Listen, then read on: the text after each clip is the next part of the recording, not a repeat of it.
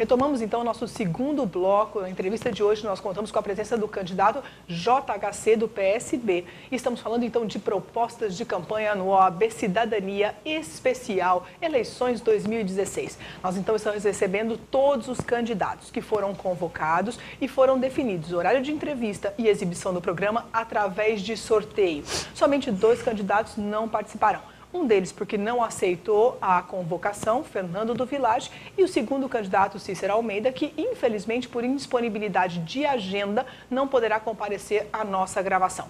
Mas nosso programa então receberá todos os candidatos para apresentar as suas propostas com temas pré-determinados, pré-definidos e comunicados à assessoria de cada um dos candidatos. E vamos falar agora então a respeito de educação.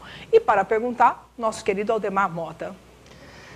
Candidato, mais uma vez a pergunta que é fundamental, eu acho que seria uma pergunta, digamos assim, sobre um ponto prioritário, não só de um eventual futuro governo seu, mas como de qualquer outro governo.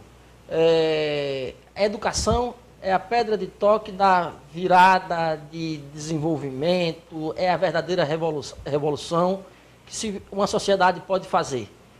As deficiências que não só são de Maceió, mas que Maceió apresenta, como o senhor entende que isso pode ser mudado? Com aspecto de creche, com aspecto de primeira infância, assistência ao ensino fundamental, melhoria de qualidade de trabalho para os professores. Como o seu governo, se o senhor for eleito, vai trabalhar tudo isso? Nós já fizemos, inclusive, um compromisso, né, com a primeira infância. Nós temos uma preocupação total, né, com a proteção integral da criança e do adolescente, inclusive parceria com os conselhos tutelares. E a gente precisa repensar, remodelar alguns conceitos. E como vencer, né, como levar conteúdo para essas nossas crianças, para os nossos adolescentes. A gente pensa numa educação inovadora. O que seria uma educação inovadora? Nós tentarmos essas novas plataformas de multimídias, enfim, e levar a educação à distância, EAD, ou seja, você poder, através dessa plataforma, levar a educação em tempo integral. Veja que nós não conseguimos atingir o piso do IDEB. Nós temos crianças que tiraram, segundo o PISA, 0 em matemática aqui em Maceió. Nós precisamos melhorar os nossos índices. Para melhorar os nossos índices, a gente tem que levar conhecimento. E tem algo muito interessante também que essa plataforma pode levar. O Canadá já fez isso, Coreia do Sul, aqui no Brasil também algumas cidades já começam a fazer, é levar justamente o currículo oculto. Por que não a professora Marinela não poder dar uma palestra para os nossos alunos, né, nessa base complementar, de onde ele estiver aqui mesmo da ordem, e aí poder conversar sobre cidadania com as nossas crianças e com os nossos adolescentes. Então, isso é muito importante. Nós podemos premiar aqueles professores, aqueles diretores que estão num papel de destaque. A gente tem um plano justamente para isso, para privilegiá-los, né, para poder também ele ter uma premiação e poder continuar fazendo o seu trabalho. Então, melhorar os índices através desta plataforma e dessa maneira também, em relação às creches, a gente poder fazer da mesma maneira algo que possa abrir mais oportunidades. Bom, no que tange ao transporte público, candidato, nós sabemos que nos últimos tempos muitos cidadãos escolhem o transporte individual em detrimento ao transporte público. Sabemos que com o aumento da renda de cada maceioense, também essa preferência do transporte individual, além dos benefícios da carga tributária, para que cada um adquira o seu veículo. No entanto, isso tudo gera um caos para a cidade, porque transporte coletivo ainda é uma demanda urgente para a sociedade. E quais as políticas, então, se eleito prefeito de Maceió, o senhor tomará enquanto trens, enquanto VLTs e outras medidas? Qual será, então, sua proposta para a mobilidade, então, para o transporte público? O VLT, né, que a gente tem pode ser melhorado, né, um trecho ainda que ainda inacabado, isso daí, inclusive em parceria com a própria CBTU, mas é numa linha que já pré-existente, né? Para desafogar o trânsito seria realmente uma linha nova, né, que pudesse estar auxiliando o trânsito de outra maneira. Porque eu não posso vir aqui a prometer um VLT na Fernandes Lima e depois saber que isso não pode ser realidade por não haver recursos. Então a gente precisa, com pés no chão, ter propostas reais. Então não adianta falar de políticas públicas que elas não venham a acontecer. Então, nesse momento, o melhor que tem a se fazer é melhorar, né, o que já está, claro, sendo colocado, e poder, através do respeito à lei, respeito à legislação, do próprio edital, como eu já havia falado previamente, você cobrar para que as empresas possam prestar um serviço de melhor qualidade. Falar em transporte público com VLT e trens, por exemplo, a gente tem a Transnordestina, que pode sair tem um projeto que sai de Recife e vem até o Porto de Maceió, que melhorará a logística de Maceió. Mas não se discute isso. É algo que a gente poderia, claro, resgatar essa discussão, e lá em Brasília eu tenho tentado fazer isso, até porque recursos existem para isso e a gente pode buscar lá em Brasília. Agora, o Pacto Federativo precisa ser repensado.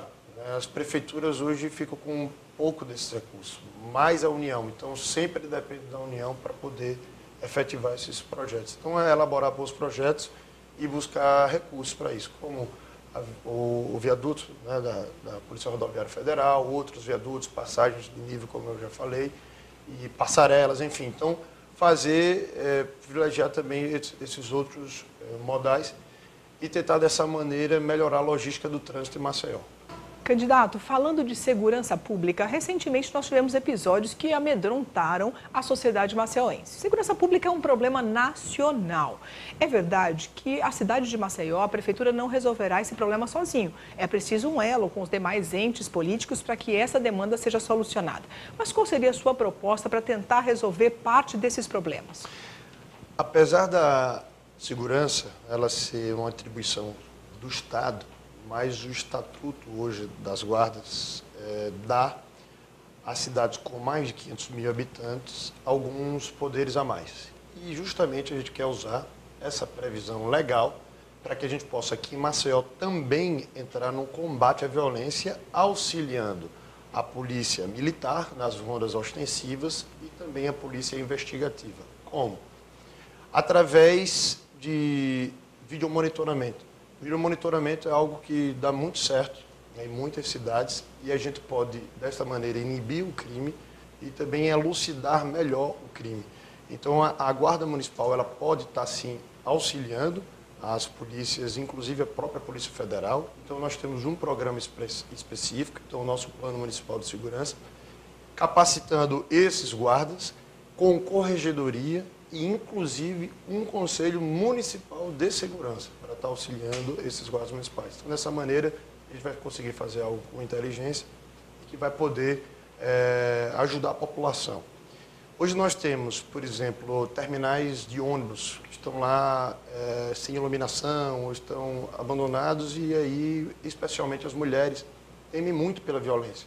Então, quando você tem uma câmera, você consegue, em tempo real, fazer aquele acompanhamento.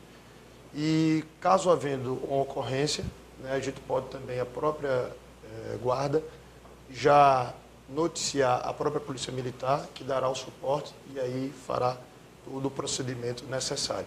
Então, está muito bem pensado, muito bem bolado, e talvez seja essa a primeira vez que, efetivamente, a Prefeitura vá assumir também uma postura em relação ao combate à violência em Maceió, que é uma das capitais mais violentas do planeta. Bom, e para falar de transparência, na gestão moderna esse ponto é fundamental. Ademar, qual é o ponto importante na transparência? Hoje, diante dessas questões todas que assolam o Brasil, corrupção, mau uso de verbas públicas, é uma preocupação nacional, mas é também uma preocupação do maceioense. Como parte de um todo, Maceió, Alagoas, não fica à margem das preocupações com a questão de transparência e de cuidado com o uso correto da verba pública. Nessa área, o que você fará se eventualmente for eleito prefeito de Maceió? A gente tem um projeto bem interessante, que é a criação justamente, o controle virar a Secretaria de Governança. Então, trazer todos os princípios da própria governança para a administração, e nós criarmos também um conselho em que vai ter também a participação da OAB, né, com cargos honoríficos, cargos que vão, né, estar lá presentes também a sociedade civil organizada, vai estar o Ministério Público de Contas, enfim, para poder nos ajudar nesse controle prévio e transparência total. Então, nós temos que ter transparência. Nós estamos numa sociedade hoje extremamente informada e que quem achar que pode esconder alguma coisa está muito enganado. Então, é dar transparência total para poder justamente a sociedade poder cobrar, poder participar e aí a gente, com transparência de números, né, de dados, a gente conseguir fazer algo que possa a sociedade acompanhar. Então, nesse combate justamente à corrupção, com pessoas que possam da sociedade, com as instituições sérias do nosso Estado, sem problema algum, estar conosco, dentro da administração, sugerindo, podendo apoiar a gente nas iniciativas e também fazendo esse controle prévio, né, que a gente quer justamente que as coisas funcionem da melhor maneira e às vezes está lá por um erro de procedimento, você transformar ali um erro bem maior. Então o que a gente quer é desburocratizar, justamente passando por mentes, né, que podem estar nos auxiliando e aí acabar sobremaneira com a corrupção, impessoalizando as relações, ou seja, acabar com a manipulação, colocando todos esses procedimentos nesse processo de visualização que ajudará bastante. Bom, candidato, então, para encerrar o seu momento, sua entrevista nesse nosso encontro OAB Cidadania Especial, o senhor terá 2 minutos para as suas considerações finais. Agradecer a você, Aldemar, agradecer a nossa presidente Marinela, dizer que estou muito feliz, né, de estar presente. Nós sempre, né, na nossa atuação parlamentar, onde nós pudemos, a gente ajudou, né, a Ordem dos Advogados, sempre em defesa da sociedade, cumprindo com a sua função social, seja no Simples, né, seja na relatoria, né, da prorrogação do próprio Código de Processo, que estava em minhas mãos, mas a gente exigiu, né, que começasse já a poder entrar em vigor para a advocacia, poder ter também desfrutar daquilo que trabalhou ao longo de anos, né? Como o próprio espaço que hoje está aqui na OAB, enquanto deputado estadual, lutamos muito, bastante. Enfim, vamos estar abertos, né, assim como vocês abriram as portas, né, para a gente aqui na OAB, inclusive com os novos advogados, a gente tentar fazer justamente uma parceria. Nós temos várias ideias, né, que podem integrar a OAB, a gente vai precisar muito da OAB, chegando lá na prefeitura, uma instituição séria, sempre em defesa da cidadania, do povo e das instituições e da boa administração e do compromisso com a res pública, né, com a coisa pública. Então, respeitar o artigo 37 da Constituição e fazer uma ótima administração para que todos fiquem contentes com a nossa administração. Então, é isso que a gente quer e parabenizar você pela iniciativa. Bom, muito obrigada, a JHC do PSB. Então, esse é o nosso OAB Cidadania Especial, falando de eleições 2016. Agradecemos também a presença do presidente da Comissão de Combate à Corrupção Eleitoral, Dr. Aldemar Mota, e todo o trabalho que vem sendo desenvolvido pela comissão no sentido de conscientizar a sociedade quanto à importância do voto, quanto ao papel do eleitor nesse momento para o futuro do país, para o futuro da nossa cidade de Maceió. Então, agradeço também ao candidato pela presença, pela disponibilidade nesse nosso programa, que vem contribuindo para que toda a sociedade conheça as propostas de cada um dos candidatos que concorrem à eleição 2016. Bom, até o próximo programa, até mais.